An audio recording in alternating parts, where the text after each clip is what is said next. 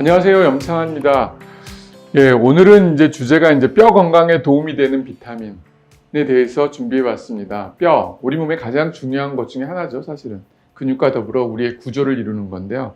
사실 뼈 건강하면은 많이 아시는 것처럼 칼슘, 비타민 D 해갖고 여러 가지가 있는데 그게 왜 중요한 거에 대해서 어떤 작용을 하는지에 대해 설명해 드리겠습니다. 그 전에 먼저 뼈가 안 좋아지면 무슨 병이 올 건가? 우리 부러지면 골절이 생기고 그 전 단계는 뭐냐? 골 감소증. 뼈에 있는 뼈가 튼튼해지면서 감소하고 그게 진행되면은 골다공증이 오고 그 골다공증이 된 다음에는 결국은 골절까지 갈 수가 있는 거죠. 그러면은 이 과정 중에서 가장 중요한 포인트가 뭐냐? 바로 골다공증이에요. 나이가 들게 되면 누구나 골감소증은 오게 됩니다. 근데 그 정도가 심하면 골다공증이 오고 골다공증이 최대한 늦게 올수록 골절의 위험은 적어요. 근데 골다공증이 너무 이른 나이에 오게 되면은 항상 골골하면서 언제든지 골절로 인해서 괴로움을 당하게 되는 거죠.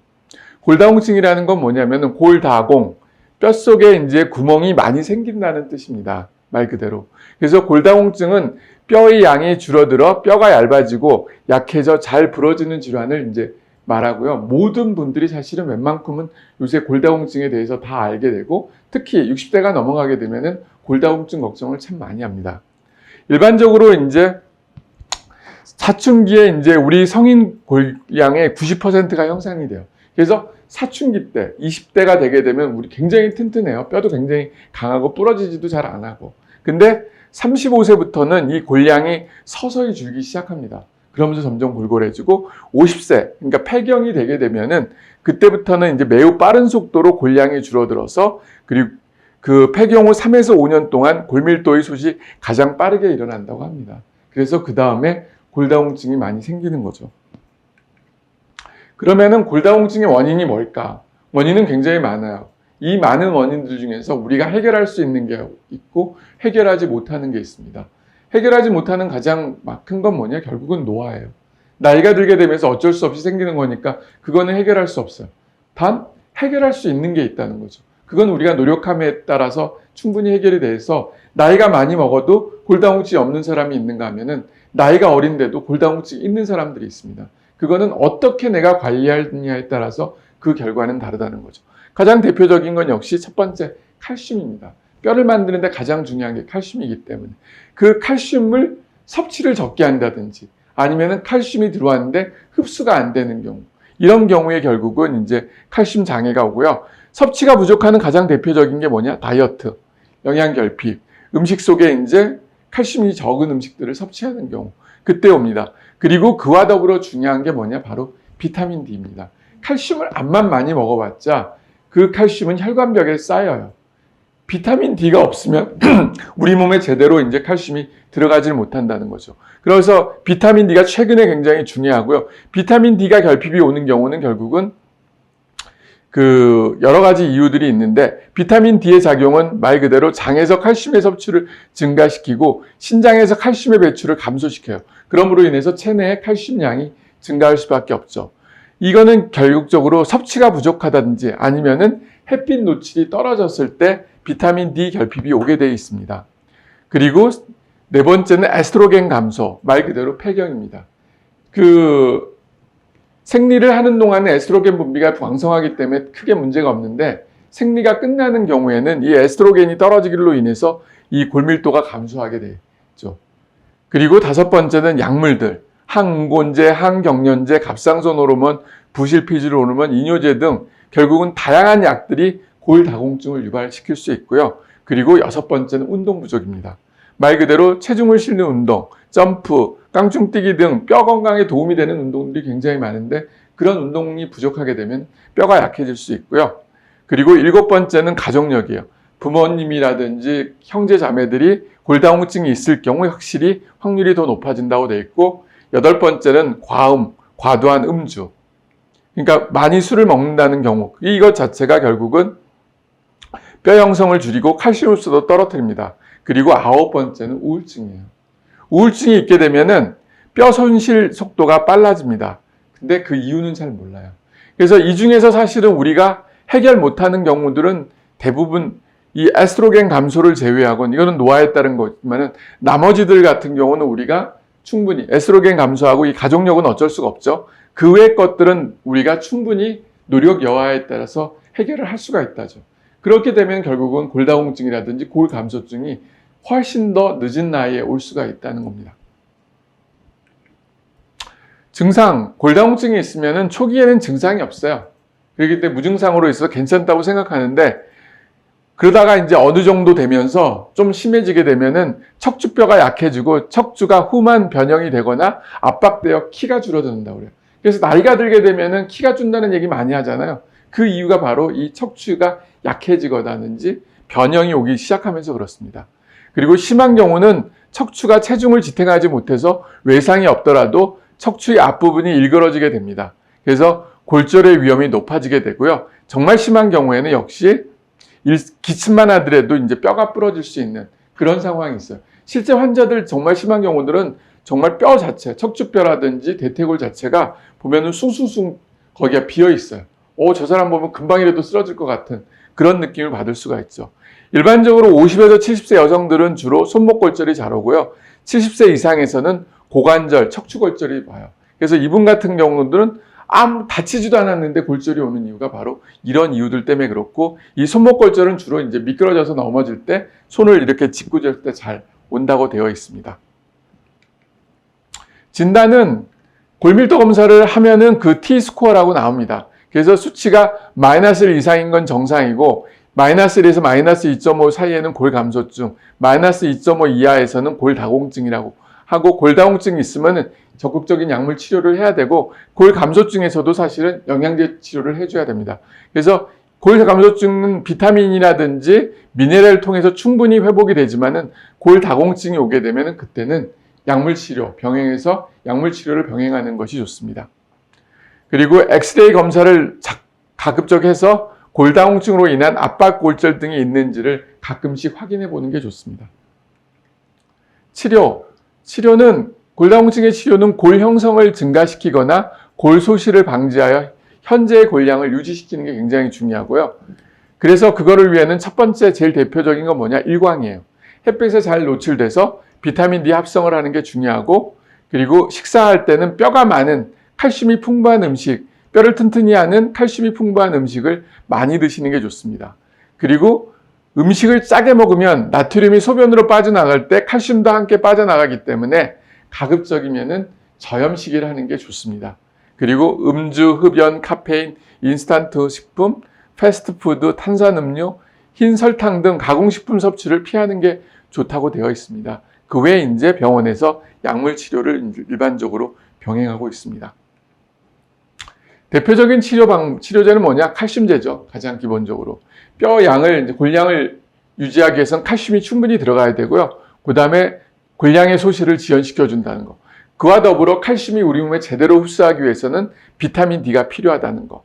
그리고 칼시톤이라는 성분이 골다공증에 사용하면 통증 감소에 도움이 되고요. 그리고 폐경기 여성의 급격한 골 소실을 줄이기 위해서 에스트로겐도 필요합니다. 단 에스트로겐 같은 경우는 유방암, 정맥혈전증, 뇌졸중 등의 위험이 발생할 위험이 있다는 거죠.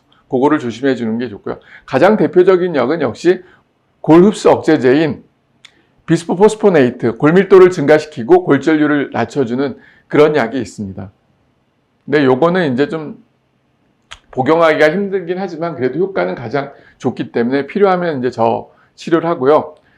골다공증이 결국은 제일 무서운 게 뭐냐? 바로 골절입니다. 이 골절이 되게 되면 삶의 자체가 달라져요. 그리고 심하게 골절이 되는 경우에는 결국은 그걸로 인해서 사망의 위험까지 이제 생길 수 있다는 거죠. 주로 이제 척추와 고관절의 뼈가 이제 부러지고요. 넘어질 때 땅에 이제 팔을 짚으면서 손목의 뼈가 부러지는 경우도 많습니다. 골다공증을 치료하는 이유는 딱 한 가지입니다. 말 그대로 골절을 예방하기 위해서 골다공증을 치료하는 거고, 그거를 예방하기 위해서 골 감소증부터 체계적으로 치료하고, 나이가 들게 되면은 결국은 이런 과정들이 오기 때문에 그때부터 결국은 영양제, 뼈에 튼튼한 도움이 되는 영양제를 섭취하는 게 좋습니다.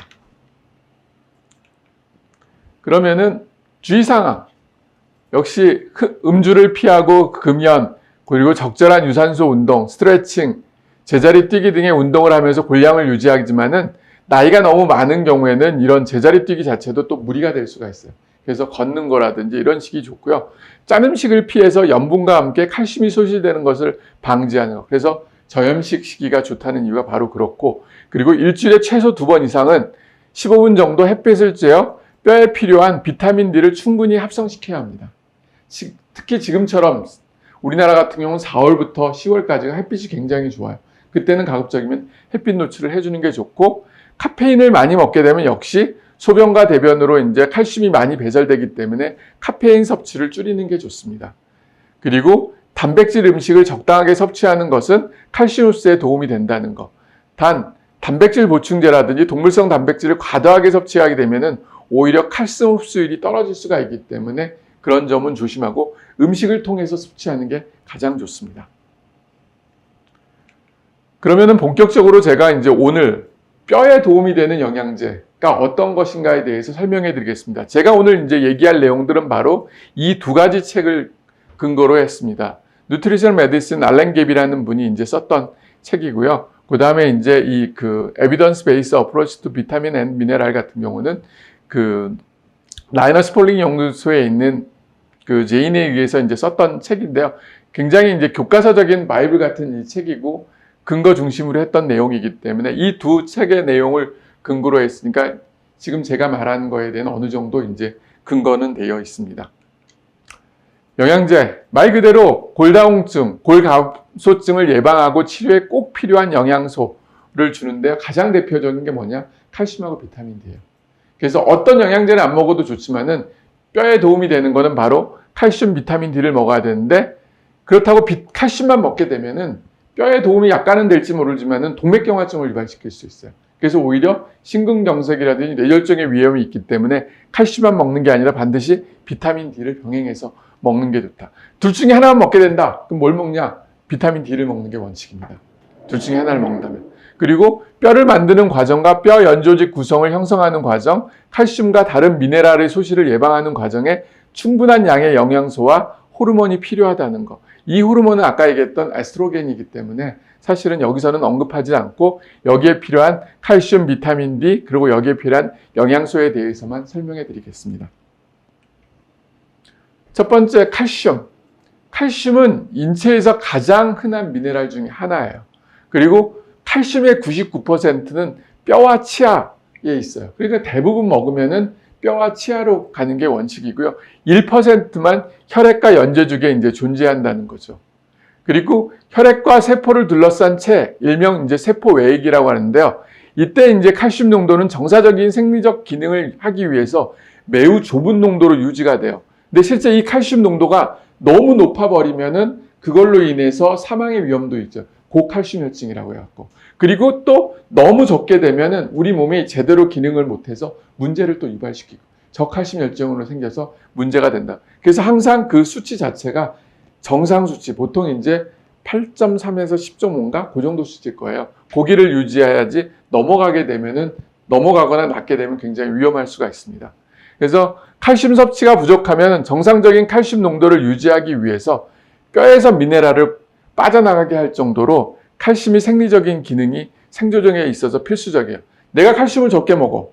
그러면은 우리 몸은 생리적 기능을 위해서 뼈에 있는 칼슘을 끌었어요.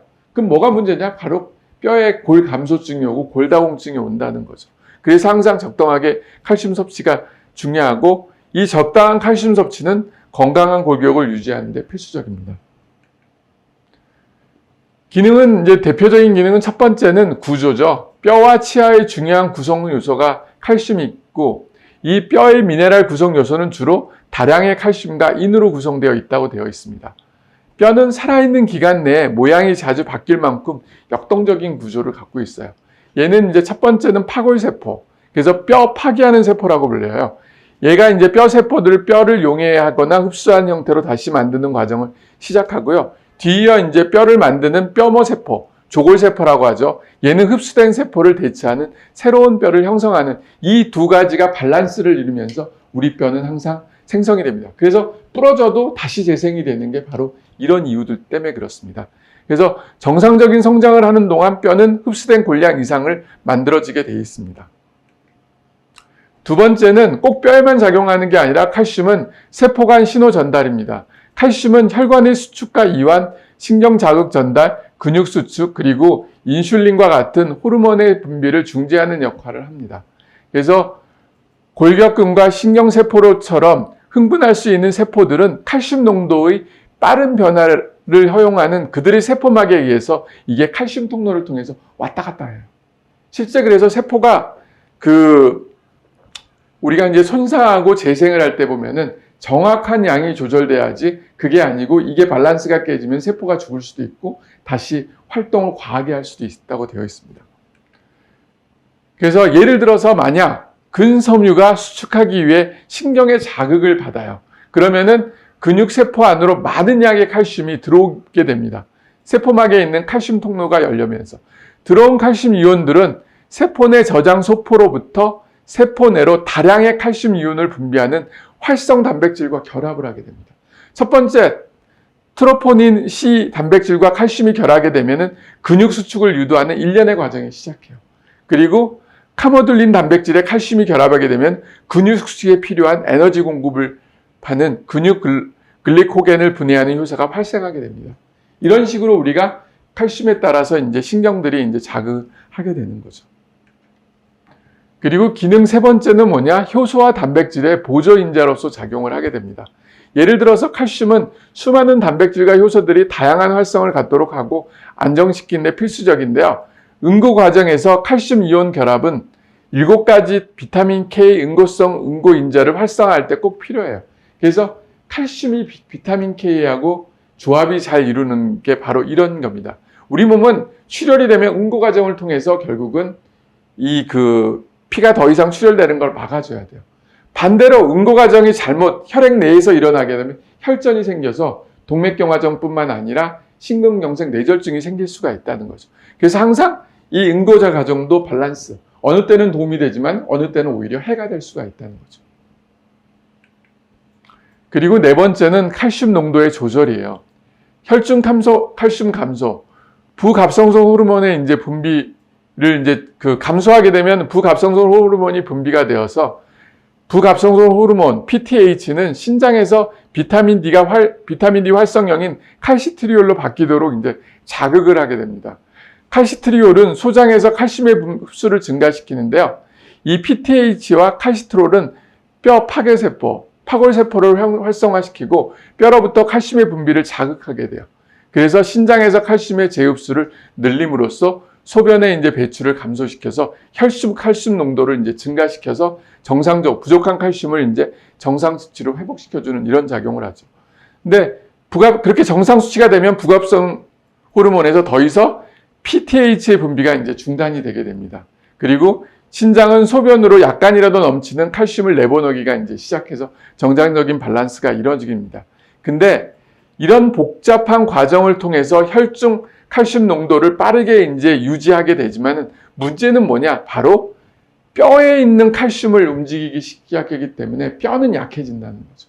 그래서 꼭 이렇게 되는 게 좋은 게 아니라 빨리 부족한 칼슘이 혈중 농도에 감소하지 않게 항상 수시로 우리의 칼슘 농도를 유지하게 일정한 칼슘을 섭취를 해줘야 되는데 가장 좋은 건 음식입니다. 연구 결과 말씀드리겠습니다. 1460명의 노인 여성을 대상으로 평균 연령은 75세인데요. 5년 동안 치료고는 칼슘 1200mg, 대조고는 위약을 투여했어요. 그 결과 대조군에 비해 칼슘을 준 군이 골절 발생이 13% 감소했다고 되었습니다. 두 번째 연구는 78명의 이제 폐경기 여성을 대상으로 4년 동안 치료군은 칼슘, 대조군은 주지 않았어요. 그 결과 치료군이 골 감소가 적었고 골절 발생률도 감소했어요. 그런데 이 칼슘만 준 경우 최근의 연구 결과는 오히려 골절은 감소했는지 모르겠지만은 심근경색, 뇌졸중 발생률이 증가했기 때문에 칼슘만 주는 것은 사실 최근에는 권장하지 않고 있습니다. 그래서 이런 긍정적인 연구 결과도 있지만 일부 연구에서는 효과가 없는 것으로 나왔습니다. 그건 뭐냐? 바로 초기 폐경 시기나 칼슘이 많은 음식을 섭취한 경우는 굳이 따로 칼슘제를 섭취할 필요가 없고 폐경 후 6년 동안은 골 소실이 천천히 일어나기 때문에 칼슘을 400mg 이하로 줘도 된다는 거. 그러니까 음식을 통해서 충분히 이게 해결된다고 되어 있습니다. 일반적으로 골다공증을 예방하기 위해서는 하루 칼슘량이 800mg 정도 복용하면 노화에 따른 뼈 소실 속도를 느리게 하고 골절의 발생을 감소시킨다고 되어 있습니다. 두 번째는 이제 칼슘만큼 어떻게 보면 더 중요한 게 뭐냐? 바로 비타민 D입니다. 사실. 2008년도 그 마이클 홀릭 교수, 그 보스턴 의대의 이제 마이클 홀릭 교수가 비타민 D 결핍이 더 중요하다는 연구 결론을 NEJ에 발표하고 나서 칼슘보다 비타민 D가 더 중요했는데, 비타민 D는 많은 형태로 존재하는 지용성 비타민이에요. 사람에 의해 우선적으로 이용되는 형태는 바로 콜레카시페롤, 비타민 D3고요. 사람을 포함한 동물은 이 콜레스테롤을 비타민 D3 전구체인 7-디하이드로콜레스테롤로 전환되면서 이제 생기는데, 이게 어디서 생기냐? 바로 자외선을 받으면 피부로부터 시작이 돼요. 그렇기 때문에 햇빛 노출이 굉장히 중요합니다. 그 다음에 이제 간을 통해서 그리고 신장을 통해서 이제 활성형으로 되는데, 사실상 적당한 일광 노출은 식이 비타민의 필요량을 감소시킬 수 있으며, 비타민 D3는 그 자체가 생물학적으로 활성형이 아니기 때문에 생리적인 효과를 내기 위해서는 몽에 의해서 변형이 된다. 그게 뭐냐? 바로 신장에서 유지된다고 되어 있습니다. 그럼 비타민 D의 기능에 대해서 보겠습니다. 첫 번째는 칼슘 대사예요. 좁은 범위에서 혈중 칼슘 수치를 유지하는 것은 바로 골 성장과 골 밀도 유지, 그리고 신경계의 정상적인 기능을 위해서 극히 중요한데요. 이러한 엄격한 조절은 비타민 D 내분비계라고도 이제 일명 얘기해서 비타민 D를 그 호르몬이라는 얘기를 많이 합니다. 그래서 이러한 명칭은 비타민 D3 활성형은 갑상선 호르몬과 같은 몇몇 호르몬과 기능이 그 작용 기전이 유사하기 때문에 그런 말이 나오는데요. 그러면은 이 호르몬계에는 어떤 작용을 하는가 보겠습니다. 비타민 D3가 일단 식이나 피부를 통해 혈액으로 들어오게 되면은 비타민 D는 결합 단백질과 이제 결합해서 간으로 이동하게 돼요. 그러면 간에서 비타민 D3 그 칼시디올이 이제 형성이 되고, 이 칼시디올의 합성은 간에서 조절됨에도 불구하고 일광 노출이 증가나 비타민 D3 섭취 증가는 칼시디올의 혈중지 증가시키면서 칼시디올 혈중 중지는 이제 영양학적 상태를 평가하는 데 굉장히 중요해요. 그리고 이게 이제 신장에서 결국은 칼시트리올이라는 걸로 해서 활성형으로 변하면서 우리 몸에 작용을 하게 됩니다. 그래서 비타민 D는 피부를 통해서 혈액을 통해서 간으로 간 다음에 간에서 다시 신장으로 가면서 활성형으로 이제 하면서 우리 몸에 작용을 하고, 실제 혈액에서 체크하는 거는 바로 이 그 간에서 생성되는 이 25-디하이드로ok시 비타민 D3를 가지고 이제 측정하게 되어 있습니다. 그리고 이 칼시트리올의 이제 혈중지가 증가하는 이유는 이제 증가하는 방법은 크게 세 가지가 있는데, 첫 번째는 비타민 D가 혈중 칼슘 수치를 증가하는 방법은 요 소장에서 비타민 D를 통해서 칼슘 흡수를 증가시키는 거고요. 두 번째는 뼈로부터 이제 혈액에서 이제 그 칼슘 이동을 증가시키고, 세 번째는 칼슘의 재흡수를 이제 증가시켜서 이 세 가지 기전을 통해서 우리 뼈가 혈중 내 칼슘 농도를 유지하고 있습니다. 그리고 세 번째 기능은 바로 비타민 D 수용체예요. 우리 세포에는 필요한 것마다 비타민 D 수용체가 있습니다. 그러면은 비타민 D가 들어가서 이 수용체와 작동을 해서 이제 작용을 하는데, 그 대표적인 게 바로 암이라는 게 있어요. 암세포에는 비타민 D 수용체가 있어서 그 수용체가 작동해서 암세포를 이제 죽인다고 되어 있죠. 그 외에도 이제 소장, 뼈, 뭐 다양한데 이 수용체가 작동을 해서 그 세포에 이제 효과를 본다고 되어 있습니다. 그리고 네 번째는 이제 세포 분화에 대한 건데요. 빠른 속도로 분열하는 세포를 증식하고 있다고 이제 말하는데요. 이 세포 증식은 성장기와 상처 치유 중에 이제 관철이 되는데, 분화, 증식, 여기 모두에 이제 관여를 하면서 특히 이제 건선 같은 질병이 있어요. 건선은 이게 분화가 굉장히 빨라지면서 이제 질병을 유발시키는 건데 각질이 형성되는 거잖아요. 이때 치료 중에 하나가 비타민 D가 있어요. 그걸 통해서 얘 이제 진행되는 걸 막아준다고 되어 있죠. 그리고 그 다음으로 이제 면역에 관련되는 건데요. 비타민 D 수용체는 면역계에 중요한 역할을 하는 이제 세포에서 이제 주로 발견이 되는데, 이제 T세포, 특히 이제 T세포가 이제 그거에 굉장히 중요한 역할을 하는데, 최근에 이제 나온 4세대 항암제가 이제 카티라고 이제 말하잖아요. 그 T세포에다 키메라 안티젠 리셉터를 부착했더니 암을 죽이는 효과가 한 80%까지 나온다. 그러면서 이번에 이제 허가가 떨어져서 림프종부터 이제 사용된다고 얘기를 들었습니다. T세포는 우리 몸의 면역에서 NK세포 많이 알지만 NK세포보다 더 중요한 게 바로 T세포예요. T세포가 얘가 너무 많이 활성화되면 자가면역 질환이 생길 수 있고 너무 적으면 면역을 발휘할 수가 없어요. 근데 비타민 D는 자가면역 질환을 억제해주는 효과가 있고 반대로 면역이 떨어졌을 때 면역을 올려주는 작용이 있어요. 그래서 두 가지 다 자가면역 질환 환자에도 효과가 있고 그냥 면역이 떨어진 환자에도 둘 다 도움이 된다고 되어 있습니다. 연구 결과 말씀드리겠습니다. 이제 골다공증 환자에서 대부분은 비타민 D 결핍이 있어요. 실제 노인 환자에게 비타민 D를 줬더니 골절 발생률이 26개에서 30% 정도 감소하였고 400IU만 주었던 경우는 특별한 골절률의 감소를 가져오지 못했어요. 그래서 실제 400IU 갖고는 우리가 충분하지가 못하고 그 이상 용량 한 800IU 정도를 먹는 게 좋고요. 또한 비타민 D 결핍이 심한 경우는 2000IU, 5000IU 같은 더 많은 용량을 먹어줘서 유지하는 게 좋다고 되어 있습니다. 골절에 대한 비타민 D 예방 효과는 골 소실 감소에 대해서 기인한 거고요. 비타민 D는 근육을 강화시켜 낙상 빈도가 감소하고 골절을 예방해주는 효과가 있습니다. 비타민 D를 복용하게 되면 낙상 위험을 50% 감소시키고 비타민 D 복용의 이제 최소 용량은 800IU 정도로 이제 얘기하는데 실제 이제 혈중 농도 제일 좋은 게 30 나노그램 per 밀리리터 이상인데 우리가 보통 10 나노그램 per 밀리리터를 올리려면은 1000IU 정도가 필요해요. 내가 혈액 검사에서 혈중 농도가 20이다. 그럼 1000IU를 먹는 게 좋고 만약 10 아래라고 하면은 2000IU 이상 먹는 게 좋다고 되어 있습니다. 그 다음 연구는 이제 비타민 D 결핍이 있는 148명의 여성을 대상으로 8주 동안 치료군은 칼슘 플러스 비타민 D를 두고 대조군은 칼슘만 줬어요. 그랬더니 이 치료군 칼슘 플러스 비타민 D를 줬던 군이 결국 몸의 균형도 잘 유지하고 낙상 빈도도 훨씬 더 줄었다는 거를 연구 결과가 나왔습니다. 그리고 이제 요양원에 살고 있는 122명 여성에게 12주 동안 치료군은 칼슘 플러스 비타민 D, 대조군은 칼슘만 투여했더니 그 결과 치료군이 대조군에 비해 낙상 비율이 49%나 감소했다는 걸 보고 그리고 근골격계 기능도 치료군이 훨씬 더 좋다는 걸 보여줍니다. 이 결과는 칼슘만 줬을 때보다 훨씬 더 높은 결과를 보여줘요. 그래서 칼슘만 먹는 것보다는 비타민 D를 같이 먹는 게 더 좋다고 되어 있습니다. 그리고 이제 세 번째로 중요한 게 뭐냐? 바로 마그네슘입니다. 칼슘, 마그네슘 많고요. 영양제로도 칼슘, 마그네슘이 굉장히 많이 나와 있습니다. 마그네슘은 신체의 구조와 기능 모두에 중요한 역할을 하는데요.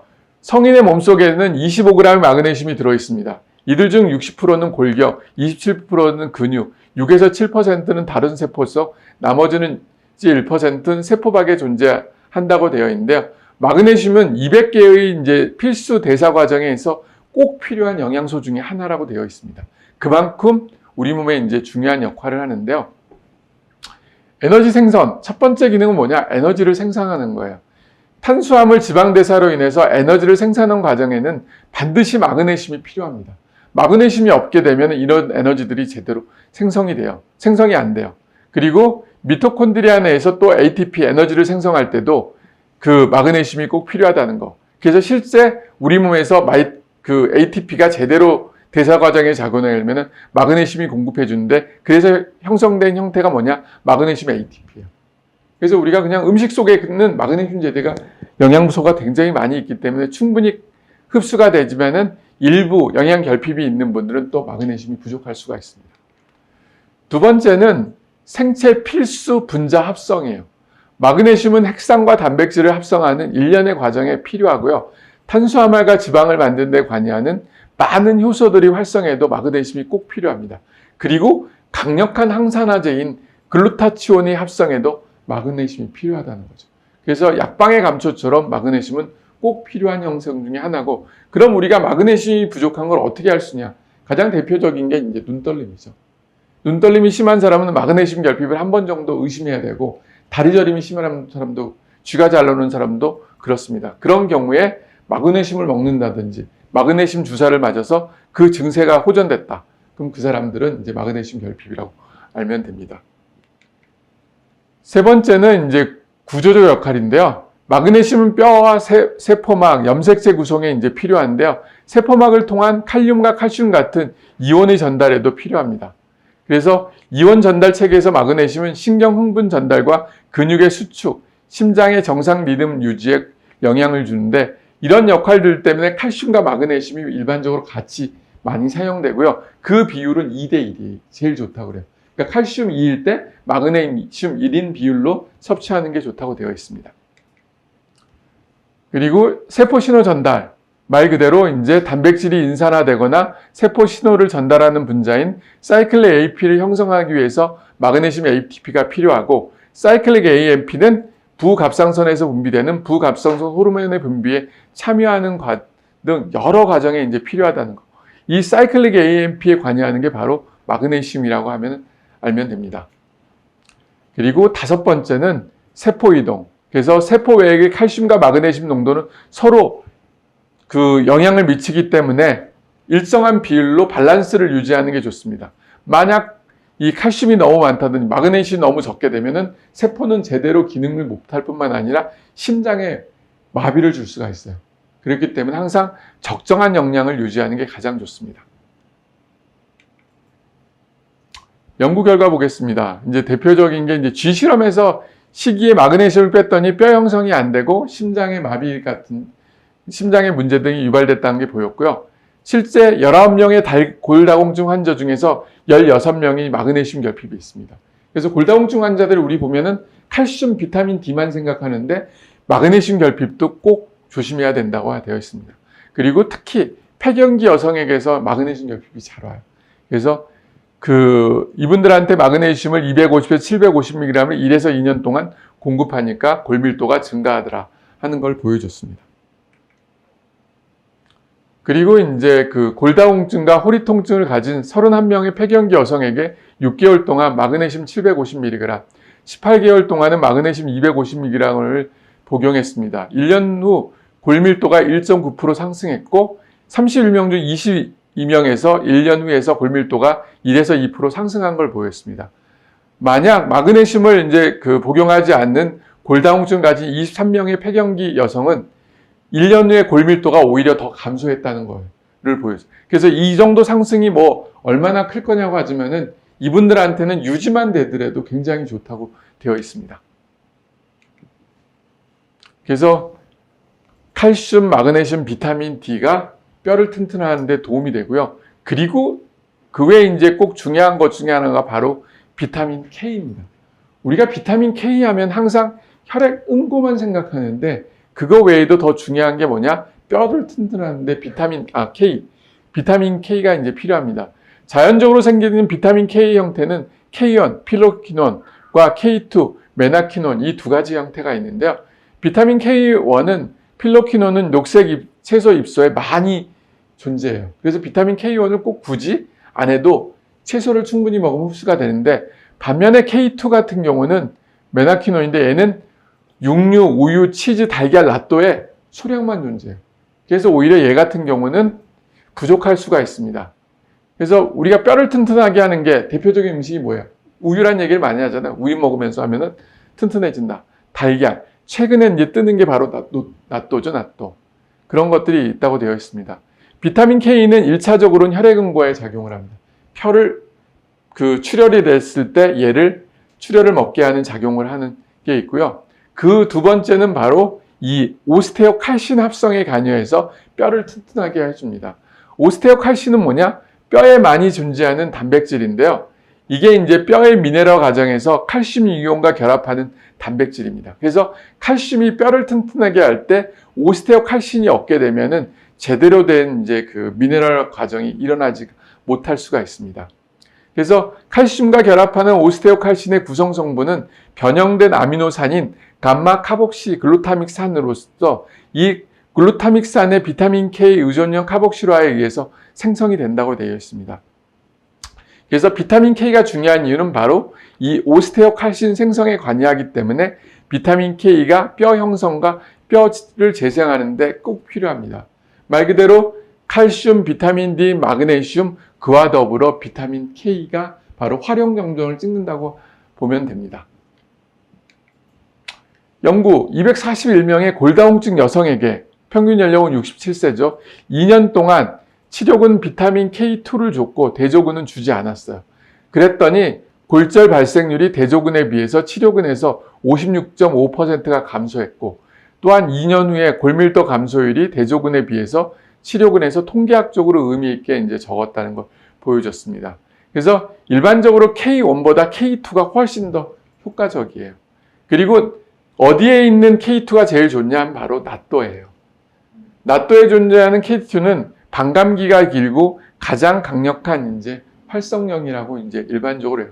그래서 요새는 나또를 참 많이 먹는 것 같아요, 사람들이. 그 다음 거, 앞에 거는 모두는 꼭 중요한, 뼈 건강에 꼭 필요한 게 바로 칼슘, 비타민 D, 그리고 이제 마그네슘, 비타민 K, 이 네 가지는 꼭 중요하고요. 그 외에 이제 도움이 될 수 있는 영양제로서 뭐가 있냐? 엽산, 비타민 B6, 비타민 B12 이게 있는데, 얘는 호모시스틴과 관계가 있습니다. 호모시스틴은 결합 조직의 안정성과 강도에 중요한 콜라겐 결합을 방해를 해줘요. 그리고 혈관벽에 동맥경화증을 유발시키는 것 중에 하나인데요. 호모시스틴이 높은 사람들은 뼈의 단백질을 감소시켜서 뼈를 약하게 만듭니다. 그래서 호모시스틴이 높을수록 골다공증과 골절 발생이 증가하게 되어 있어요. 그래서 만약 혈액 검사를 해서 호모시스틴이 높다, 그러면 이분들은 반드시 엽산, 비타민 B6, B12를 먹어서 이 수치를 낮추고 뼈를 좋게 만드는 게 중요합니다. 그리고 호모시스틴이 높은 노인에서는 비타민 B군 복용이 골절 위험을 낮추는 반면에 호모시스틴 수치가 낮은 노인들에서는 비타민 B 복용이 골절 위험을 낮추지는 못했습니다. 그래서 굳이 낮은 사람들에게 비타민 B를 복용시켜서 복용한다고 해서 골절 위험이 있는 건 아니라는 거예요. 근데 높은 사람들은 비타민 B, 특히 6, 9, 12를 꼭 먹어서 이 수치를 낮춰야만이 골다공증의 위험을 떨어뜨릴 수 있는데, 그 수치가 어느 정도냐면 바로 14.3 이상을 얘기하고 있습니다. 우리가 이제 높고 낮음의 기준은 뭐냐? 12.5예요. 12.5 이하인 사람은 정상이고 12.5 이상인 사람은 높은 사람이라고 보통 얘기하고 있습니다. 그 다음으로 이제 아연은 이제 알칼라인 포스파타제의 보조인자로 작용하는데, 이 알칼라인 포스파타제가 뭐냐? 바로 뼈의 미네랄화하는 데 관여하는 효소예요. 그래서 아연 결핍은 골다공증을 유발하고 골다공증을 이제 악화시키는데, 일반적으로 이제 우리가 혈액 검사 중에서 알칼라인 포스파타제라는 검사가 있습니다. 그 검사에서 수치가 높게 나왔다, 그럼 뼈에 이상이 있을 수가 있기 때문에 조심을 하는 게 좋습니다. 그리고 이제 마지막으로 비타민C. 비타민C는 뼈 건강에는 그렇게 큰 역할을 보이지는 않아요. 근데 비타민C가 심하게 결핍이 오면은 골다공증이 오는데, 이 골다공증이 오게 되면 말 그대로, 골다공증이 생깁니다. 그 이유는 뭐냐? 괴혈병 환자에선 새로운 뼈 형성이 안 돼서 이제 골다공증이 발생한다고 그래요. 그래서 비타민C도 심하게 결핍이 오면 이런 게 이제 생길 수가 있다고 합니다.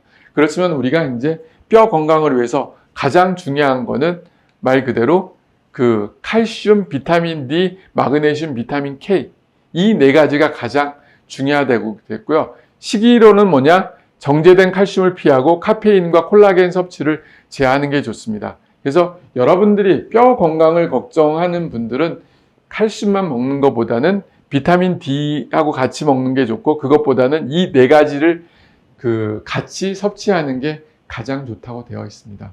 그래서 제가 이제 병원에서 주로 이제 환자분들한테 추천하는 거는 이렇게 K칼마디라고 해갖고 비타민 K, 칼슘, 마그네슘, 비타민 D가 이제 함께 있는 이런 제품들을 이제 추천하고 있고, 꼭 이게 아니더라도 여러분들이 만약 뼈 건강을 먹게 된다면 요 네 가지 성분들이 같이 있다든지 한꺼번에 있다든지 아니면 따로따로라도 같이 있는 성분들을 먹는 게 좋습니다. 네, 제 강의는 여기까지 해드리겠습니다.